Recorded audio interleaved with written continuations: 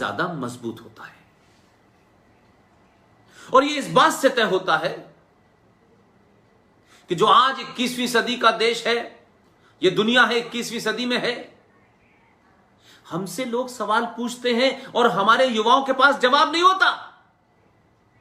यह जवाब इसलिए नहीं है कि हमारे नेताओं ने और देश में बड़े बड़े संगठन जो चल रहे हैं बहुत बड़ी बड़ी बातें करते हैं, लेकिन इस युवा को यह नहीं बताया कि तुम कौन हो, किसके वंशज हो और क्या तुम्हें जानना है। यह नहीं बताया। उन्होंने भी ऐन कैन प्रकृति से संगठन बने रहे, वो चलते रहे, और ये युवा कभी अपने इतिहास को, अपनी संस्कृति को, अपने संस्कारों को न जान पाए। इसलिए सच्चाई से यह कोशिश नहीं की गई। आजादी के बाद भारत की शिक्षा पद्धति के माध्यम से होना चाहिए था, नहीं हुआ। यह कल्चरल मिनिस्ट्री, जो शिक्षा मंत्रालय था, जिसका काम था शिक्षा को प्रचार प्रसार करना, उस शिक्षा मंत्रालय का नाम बदल के ह्यूमन डेवलपमेंट रिसोर्सेज मंत्रालय कर दिया। या नहीं, मानव का विकास करने वाला मंत्रालय है ये। मंत्रालय विकास करेगा मानव का, उसे कौन चला रहा है, वो खुद भी कुछ है कि नहीं, यह भी किसी को नहीं पता। इसलिए मैंने कहा कि आज आप आर्थिक रूप से शायद थोड़े कमजोर हो सकते हैं। यह स्थिति कमोवेश ऊपर नीचे होती रहती है। क्या आपको पता है कि जब भारत था, तब न अंग्रेजों ने ज्ञान दिया था और न मुगलों ने आके मंदिर तोड़े थे। तब आपका विश्व की अर्थव्यवस्था में 33.33% कंट्रीब्यूशन था, जिसे आप सोने की चिड़िया कहते हैं। लेकिन आपने क्या हुआ, आप गुलाम हुए, ये आए वो आए, सब चले गए, उनकी छोड़ दें थोड़ी देर के लिए, और 15 अगस्त के बाद जो आए उनकी चर्चा करें कि इतिहास के कालखंड में 100 साल एक लम्हे के बराबर होते हैं। तो अगर कोई विकास की बात करता है, आधुनिकता की बात करता है, जेंडर जस्टिस की बात करता है, और दुनिया में जो लोग 300 साल के आसपास पहुंच गए हैं अपनी आजादी को लेकर के, पूरी दुनिया को बताते हैं कि आपको लोकतंत्र स्थापित करना है। कई जगह हमले करते हैं, कहते हैं हम लोकतंत्र स्थापित करने आए हैं। उनको लोकतंत्र का बहुत शौक है, और हम ये समझते हैं कि डेमोक्रेसी, वाह वाह वाह, क्या ये चीज ऐसी है जो हमें इसको समझना चाहिए, और दुनिया की सबसे पुराने लोकतंत्र को जानना है तो अमेरिका चाहिए।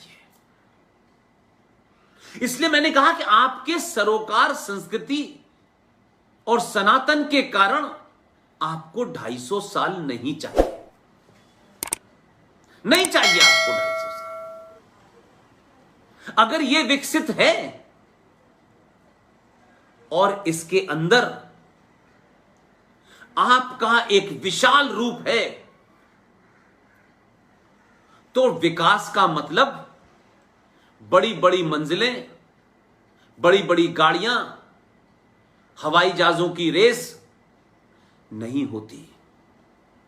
यह बात मैं इस तर्क के साथ कहना चाहता हूं कि जो अमेरिका की तरफ देखते थे और जो भारत जैसे अंडर डेवलपमेंट देश, फिर उसके बारे में बताया गया कि आप अंडर डेवलप नहीं है, अब आप विकासशील हो गए हैं। ये सारे आपको अपने से बौना बनाने, आपके संसाधनों को लूटने और आपके अंदर एक हीन भावना भरने के लिए किया गया। भारत में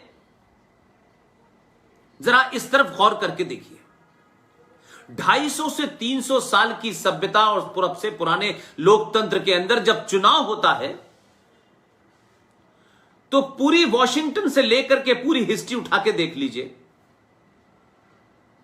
इस आधुनिक देश में जहां जेंडर जस्टिस, जहां वुमेन लिबरेशन की नई नई परिभाषाएं बनती हैं और भारत के लोग, सनातन सभ्यता के लोग, दुनिया की सबसे पुरानी सभ्यता के लोग, उनकी बनाई परिभाषा जो आधुनिकता की है, उनकी बनाई जो डेफिनेशन जेंडर जस्टिस की है, उसे ही सही समझने लगता है। इसलिए यह सवाल कभी आपने पूछा नहीं कि जो हमें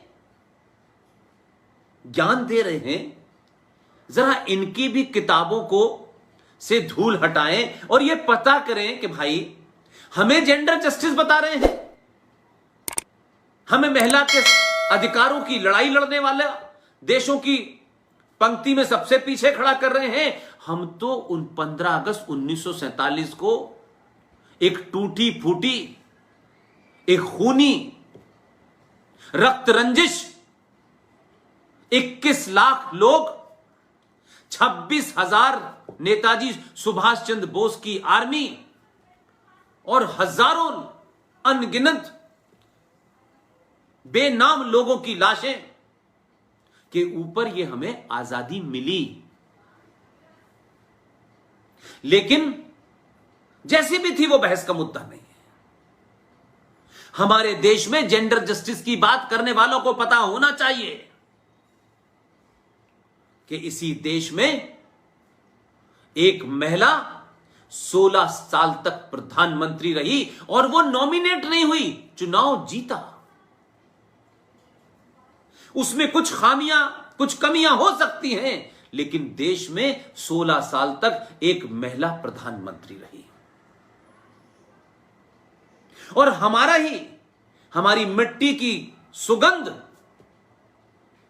इस मिट्टी से पैदा होने वाले लोग, हो सकता है कि उनके पूर्वजों ने डर के मारे जजिया की वजह से कुछ मजहब छोड़ करके, धर्म छोड़ करके मजहब में चले गए हों। वो बांग्लादेश और वो पाकिस्तान जो इस्लामिक देश था, हमारे ही इन्फ्लुएंस के कारण इस्लामिक देश में, दुनिया के पहले इस्लामिक देश के अंदर एक प्रधानमंत्री बनी बेनजीर भुट्टो।